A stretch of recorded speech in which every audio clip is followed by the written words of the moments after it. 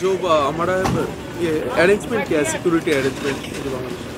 नहीं, security arrangement हम लोग कुछ दिनों से ऑलरेडी हम लोग इधर इंटीग्रेटेड चेक पोस्ट अखौरा के पास फिक्स पिकेट लगा दिया है। इसमें हमारा रेगुलर फिक्स पिकेट रहता है और बॉर्डर एरियाज में भी हम लोग बीएसएफ के साथ मिलके रेगुलर पेट्रोलिंग भी कर रहे हैं। जैसे कि आप जानते हैं कि अभी नॉर्थ ईस्ट काउंसिल का मीटिंग हो रहा है 2021। सो इसके बैकग्राउंड में हम लोग अभी और सिक्योरिटी बढ़ा दिया है। पूरा जो सेंसिटिव एरियाज है, कम्युनली सेंसिटिव एरियाज है, इस सब में पीस रखने के लिए जो जो चाहिए सभी स्टेप्स हमने ले लिया है।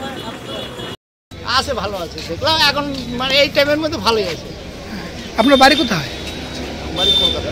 কলকাতা? কলকাতা থেকে এদিক দিয়ে এসেছেন আপনি? হ্যাঁ, একটা করে ম্যাগি। এখানে আমরা 10টা করে ম্যাগি। বাংলাদেশে ছিলেন আপনি?